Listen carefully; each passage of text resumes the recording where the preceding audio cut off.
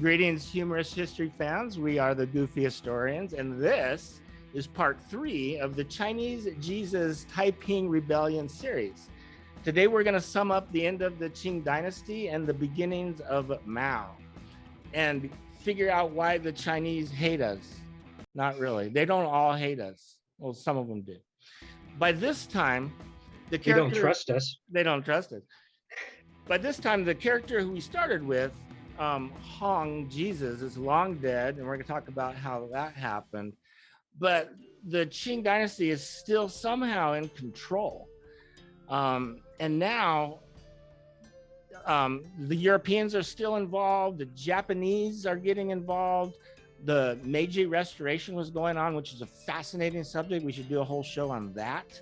But what we're going to do is jump into the Boxer Rebellion. And this whole thing was over and done with pretty quick. And these guys were pretty crazy. But we're going to do the Boxer Rebellion and then try to make our way all the way to Mao. So in part 1, we talked about part 1 and 2, we talked about the Opium War and the rise of Hong Jesus. But what I want to do real quick is take a step back and go over, because what we ended up doing was covering 100 years of Chinese, more than 100 years of Chinese history in like 2 20-minute podcasts, and we left so much stuff out. So this is our chance now to take a step back and tell any little stories, because at the end of the day, that's what we are. We're not historians, we're storytellers.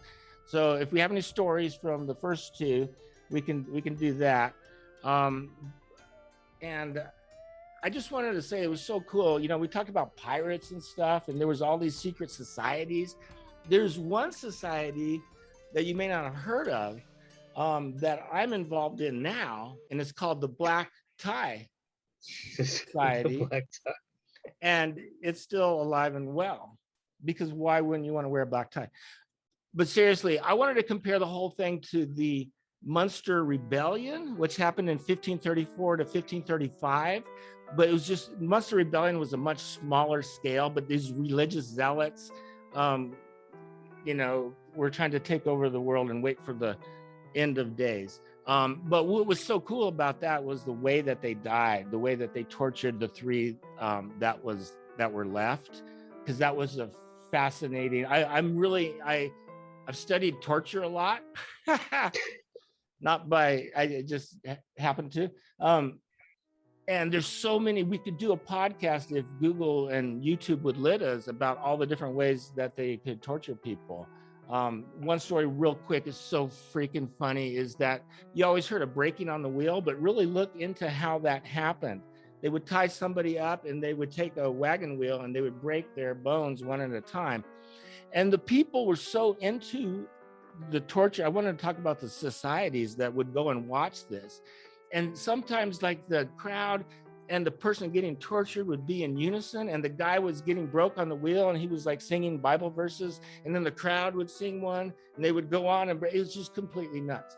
All right, so the Munster Rebellion, check that out. We're going to do another show on that. We did one a long time ago. I don't know what happened to it. But let's go back a second and talk about what the heck happened to Hong Jesus. Haley says that he died from food poisoning. And I heard that story too. He's like eating grass or something. Yeah. So what I read, and like I said, I don't know, is this true? Is this not true? It's up for debate, but he, according to what I read, he was eating wild vegetables because they were running out of food. They had no food, sweets and wild vegetables. And then he gets really bad food poisoning and is sick for 20 days. And then he dies, and the Qing take the city back. And so they bury his body, then exhume it to confirm his death. And then they cremate him and then shoot his ashes out of a cannon, because they wanted to make sure that his remains had like no place to, I guess, his soul to live on. You know, he's just like, but then, you know, his dust got in the atmosphere and dispersed. That means we probably have a few molecules of Hong Jesus ourselves. That's true. We're breathing it. We're breathing it. We're breathing it. A very diluted. It's like a very diluted of yeah. So the story I heard was that he actually committed suicide through poison, and because at that point he knew he was losing. I mean, he kind of lost control. He lost control of the Wing King and the West King and the East King. They were trying to overthrow him, and he lost the support of the European and American evangelicals, because at one point he actually demoted the Holy Spirit and put himself as the third person of the Holy Trinity. So that didn't go over well with anybody. Besides, he was going to outlaw opium.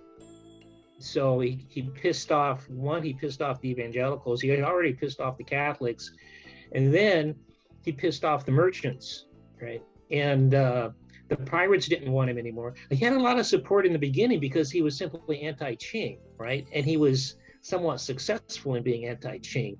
But anti-Qing in and of itself isn't enough, right? You need something more than being anti-Qing and setting yourself up as some type of theocracy that no one wants to be a part of anymore. So that's the end. And then Cheng Guofan is the Qing general who finally takes him down, and he didn't take power, and he had all the power and he didn't take it, and it was all given back to the Qing emperor Xianfang or something at that time. So that was how poor little Hung Jo-chuen came to his end. Not very gloriously, and there's no really vestige of his religion left. So the sad story is 20 to 30 million people died in this peaceful kingdom, and probably 100 million overall. It actually reduced the Chinese population by 20%, and even influenced the population of the world by 1 or 2%. So it was the biggest loss of life in a revolution ever. I mean, that includes obviously the American and even the Russian. So that's it. Yeah, and we talked about all the reparations that China had to pay.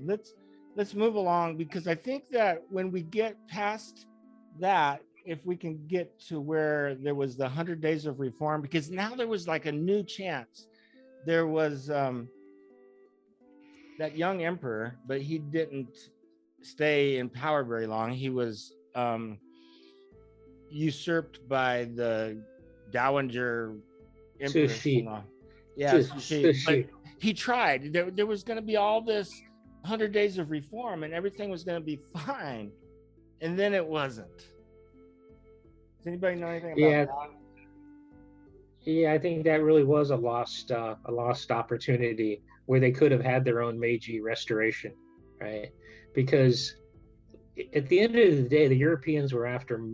There was a lot of self-interest going on with the Europeans, and they would be perfectly willing to sell the Chinese armaments, right? I mean, they were selling arms to the Taiping and the Qing, and anybody who wanted arms could get them, right? So if they had set up sort of a Meiji restoration in China and industrialized, that would have been awesome. But it would have been very awesome, and he could have sent the Europeans packing a lot earlier. To just like like you said, the Meiji, they beat us at our own game. They said, you looks like this industrial revolution you guys is going pretty well. Why don't you teach us how to do it, and we'll turn around and beat your ass. Right. So after the coup of the Dowager, they went back, and that was like the beginning of kind of Chinese nationalism. But now I think is a good place to talk about the Boxers. And Haley loves the Boxers. She thinks that they are the coolest people. No, not really. She thinks. What do you think of Boxers, Haley? Okay, I think that they were weird. Okay, I mean, they really hated foreigners. They were completely xenophobic, and they would refer to these foreigners as hairy ones. I don't know why. If one of you know, you could elaborate, but Since they were so obsessed with tradition, they wouldn't use like guns. They would use lances, swords, and fists, and they believed that, because they were using these weapons, that their magical charms and magical powers would protect them from enemy fire and make them invincible, which is just so strange to me. And I mean, it didn't even really work. You could see how many of them died, but I mean, you could say, well, good job for believing what you believe and standing for that, but you guys are weird.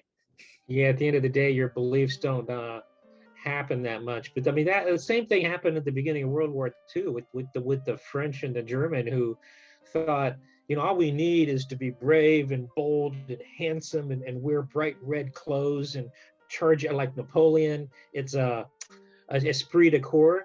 That doesn't work when the other side has machine guns, right? Yeah, I mean, it works when your other side has swords. Yeah, so it's fun you how got to keep up. It's fun how facts don't care about your feelings. So the boxers, they were not a fan of the Europeans, and I think they called the Europeans the hairy ones because they had a lot of. It was probably they were hair. doing like those mustaches that were popular during the Civil War. Have you seen those guys? Yeah, the Civil War mustaches, yeah, or the all the weird things they did with their facial hair, yeah. But one thing, I mean, you got to remember that every time the Europeans beat the Chinese, which was like every year or so, they extracted more money from them, and at the end, they were extracting money that the Qing didn't have, so they had to borrow money from the Europeans to pay the Europeans, right? So it was the only way the Europeans were going to get, and well, the banks were going to get their money back was from the Chinese, was to keep the Qing in power. So if the Qing actually lost power, the Europeans lose all this money and all these benefits that they've gotten. But you know what? When that empress took over, she didn't care. She wanted the Europeans out, and she sided with the boxers. This dowager lady. She's like, I know I owe you guys a bunch of money, but we're gonna go to war with you. And yeah, that wasn't really planned out, because then she had to end up owing every more money. But the reason the boxers were rebelling is because the Qing had no money to run their empire. Right. They had no money to pay their bureaucrats. They had no money to do the dikes that hold the water into the Yangtze or the Yellow River. They had no money for the roads. They had no money for the crops. They had no money for irrigation. There was no money going for schools. There was nothing. I mean, the whole thing was gone. They were bankrupt, and everything, as soon as they had to increase the taxes on the poor peasants even more, even though they had nothing to give, to turn around and pay the Europeans. So the boxers saw, I mean, they should have been pissed at the Europeans. The Europeans they raped their country, right? And the Qing let them do it by not, turning using barbarians to fight barbarians. But they saw the reason they didn't have any country left. It was because the Europeans took it. All their money was going to the Bank of London. Right. So the boxers had some success, but none of this lasts long, because if we're moving along, the boxers, that whole thing failed after a short time. Japan gets involved. They have these 21 demands. China tries to be a republic. They tried to reconstruct the dynasty. There was a warlord era. So can we just briefly go through that so we can get to the hamster named Mao? This is an inside joke. So, well, it can't be an inside joke now. You got to tell it. I'm going to tell it. So Haley's mom had a hamster when she was a little girl, and her brothers helped or named it Mao. I think if that's the story, if I got it right. That is the story. That is what she told me. And I said, that is so odd. Why were your brothers thinking that was going to be a good name? And they named the hamster after Mao Zedong. Like, they named the hamster after that. Sure. It was not just, Mao. It was specifically that. And well, see, you know what? There's a good story there, because we should maybe dial your mom in and get her on the line here. But I've heard a lot of hamster stories in my life, and they all end the same way. And then the hamster died because hamsters live a month. Okay. They're cute little rodents. But anyway, okay. So what happened with the 21, Japan's 21 demands? Sorry, I was like, wow, Mao the hamster. That was so funny. Okay. Joseph, 21 demands from Japan. How did that happen? Why is Japan now involved? Because this brings up really why Japan attacked us freaking Pearl Harbor, because they were fighting a war in Japan and ran out of fuel. So this is the first time maybe that Japan's kind of getting involved in China with these 21 demands. Yeah, after Perry showed up, the Japanese, well, you know, the thing about, I mean, Japanese is a lot smaller than China, if you haven't noticed, and they were not as united before the Meiji Restoration. It was the Tokugawa with all the shoguns. So it was pretty easy for Perry to come in and sort of make demands. And the Japanese saw, they go, you know, we like what you got. Yeah. I think we can use that, and we're tired of being the little brother of China. We can do this on our own. So they did. They industrialized, and they spent all of their money on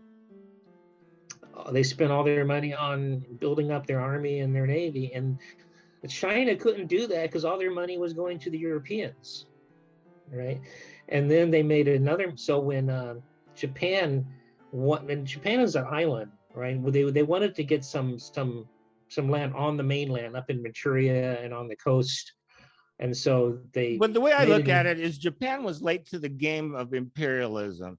Europe and France and everybody had divided up the whole world, and Japan's like, "Hey, we're strong now. We need to get into this imperialism stuff." Is that correct? Yeah, they didn't get into imperialism until Perry showed up, right? Admiral Perry with his black ships. Yeah, Matthew Perry, the guy from Friends. Yeah. Oh wait, yeah, the Commodore Matthew Perry. Was it Commodore? Sorry, did he get a promotion? I wasn't aware. So after that, then I mean, one thing about the Japanese that they will respect the enemy that defeats them, right? That's what they do. If you defeat the, supposedly, this is what I heard. What do I know? But they said supposedly if an enemy defeats you, you show respect for him by assuming whatever tools he used to defeat you, right? And then you turn around and use that on your enemy, right? So that worked great because Europeans go, yeah, we can sell you this shit, just give us some money. And they go, yeah, we need some land. We need Manchuria, which is where the friggin' Qing came from, right? And Russia's also looking at Manchuria because they need a freshwater port too. So the Japanese come in and they take Manchuria, they take Taiwan, right? And then they take, you know, some coastal cities, and the Chinese says, well, you can't do that. And the prince goes, well, we're going to have a war with you. And so they had a war, but the Chinese didn't have any ships, and the Japanese had a lot of ships. So the Chinese lost, and the Japanese go, now you need 700. You need to give us the land we want. Plus, you give us $700 million to pay for reparations of the war, right? Even though they only spent like maybe $1 million. So the Chinese go. So actually, the prince, part of this reforming prince, I think, he says, no, we can't give you $700 million. We'll move our capital to the center of China. We'll make a base in the center of China. We'll start industrializing. We'll get everything going, and we'll get China back. But the Dowager says, no, we can't do that. I'm not moving our capital. Just pay off the Japanese. And so they didn't have 700 million. So they had to borrow another 700 million from the Europeans, right, to pay the Chinese. So now instead of having the Japanese. So instead of having 700 million they could have borrowed the 700 million and built their own ships. But no, they borrowed 700 million and gave it to the Japanese so the Japanese could build more ships, right? So now they're in debt, and the Japanese have more ships. Not a good plan. And then so the Russians wanted in on it, and then but fortunately for the Chinese, right, World War I broke out, right? That's right, and China joined the Allies on World Yeah, they War joined I. our side, right? Unfortunately, so did Japan, I think, So at did that Japan, point. right? Right. So the Americans say, why don't you go kick out the German, you know, Chengdao and that part of the German Empire and whatever other thing, take it back for yourself, and then that will take China out of the war in the East, right? And so they do that, but after the war, the friggin' Americans in the Treaty of Versailles give it back to Japan. Yeah, what are you gonna do? You know what? We had what our are you hands. gonna do? Well, yeah, we but that's what finally pissed them off enough that they actually decided to throw everybody out. Right, but we had our hands full during the Treaty of Versailles, right? Okay, so give those guys a little credit. Yeah, we pissed off the Vietnamese too. I mean, there was 2 cases where both of those led to awful consequences. We weren't that friggin' busy. Well, anyway, that's true though. The guy, the Ho Chi Minh, we could have sided with him, and there wouldn't have been a Vietnam War. Okay, but so all that happened. Let's talk a little bit about the warlord era, if we can, because at the end of the day, the warlord era, 2 million additional. These numbers just keep adding up. You know, the amount of money that China owes and the amount of dead in the millions keep adding up. But in the warlord era, there was another 2 million, you know, Chinese that died there. And there's that book called The Good Earth. Didn't I read that once? Yeah, that was, yeah, you did. I gave it to you. That was a depressing book. But now we know the backstory of it. We didn't know the backstory before we had this podcast. Very, very much of the backstory. So yeah, so what happened? Well, let me get back to after World War I. Can I, please? And then you got about 4 minutes. 4 minutes. Yeah. So after World War I, everybody does get pissed, right? And finally, the should have wrote his name down. The main person of the revolution, Sun Set-sung, I think, he actually gets, and they overthrow the Qing Empire, right? Right. But so the Qing is gone, but there's all of these groups within China. There's the communists, there's the Republicans, there's everybody in the land, and it just sort of breaks up into warlords for a long time. There's still the Republic and the communists, but first they have to get the warlords under control, right? But there's one warlord who was really great. There should be a story on him. So when he was this guy, I don't know what his name was. He was a warlord, and he was called the Christian Warlord. And whenever he went into battle, he got a fire hose, sprayed it all over his troops to baptize them. So when they die in battle, they will all go directly to heaven. Did that work? Because if that works, that's brilliant. Yeah, were we able to test that and find out if that worked? Well, yeah, you have to see if they went to heaven or not. But anyways, I don't know. They lost because probably it was the communists and the Republicans. So the Republicans under Chiang Kai-shek, right? So Chiang Kai-shek says, okay, we're going to make a republic. That's what we want. We want to go west. But what he did, he went along with all of the Europeans to get money, the United States and Europe and France. And he says, you can keep your secessions, you can keep your cities, you can keep everything going on. Just give me money and we'll turn this into a European style democracy. Well, more of a fascist, because he was more of a fascist. But he says and all of the gangs and the secret societies and the triads and all of that. He said, yeah, you guys keep doing what you're doing. It's fine, prostitution and money and gambling. Keep doing that and just give me money and you're okay and we'll have everything going, right? Of course, the people will go, what the fuck, right? What are you doing? You're just perpetuating everything we're trying to get out of, right? So Mao, hamster Mao, he actually does the opposite, right? And this is something you got to respect about Mao.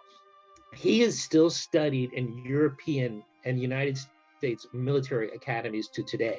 If you read about what he did, to take over China, it's a masterpiece.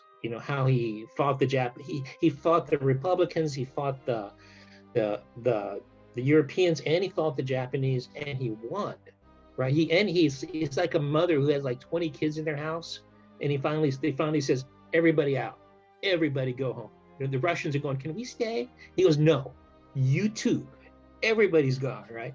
So no matter what you can say about Mao, he got everybody out of China, and the only way you could have done that was with a super strong man, right? I think what he did after he got control, is another story. But at least he got everybody out of China. Wow, that is so interesting. I'm glad you summed that up, because it kind of sets up what I was talking about in the next video, the favorite people, about somebody benevolent turning into an evil tyrant, and he did, because the Cultural Revolution was no picnic, okay? But anyway, I'm so glad we finally kind of finished this up. Does anybody have anything else we want to say about this before we sum this up and tell people what's going on? Haley, you got something? I do, actually. So I was surprised you guys mentioned Japan, because I'm working on a video about a foot cult in Japan. It's called the Honohana foot cult, and it's a very interesting video. It's about using the technique of palm reading, but with feet. Wow. So when you guys talked about foot binding and all that, I was like, oh, I'm gonna do some research and see if I can find any weird cults. And there we go. Yeah. That's coming soon. Yeah. Like, well, we don't have foot binding, but we do have high heels. And every time I see a woman with high heels, I go, that can't be, first of all, it can't be, there's a safety factor involved, right? I mean, you're going to hurt yourself going up and down those stairs, right? Running, and it can't be comfortable. And it just that's can't. so interesting. We do, even. However, you can actually take high heels off, right? So, I mean, there is that. All right. Well, you guys stay tuned for Haley's foot fetish video that'll be out soon. It'll be brilliant. I will tell you, the part of the brain that controls your feet is right next to the part of your brain that does the genitalial area, or the erotic part of your brain. Oh, great. So well, it could be something that maybe they were just too close or something, and all of a sudden you get high heels. Like, what? Yeah, and that's it. No We're going to sense. sum it all up with that because we are out of time. Hey, you guys, thank you for watching. We got the Mongols coming up this fall. So go ahead and hit subscribe, because you don't want to miss what's going on with the Mongols. Thank you, guys. Yeah. We're done. Okay. We're done. We're done. Okay, thanks, guys.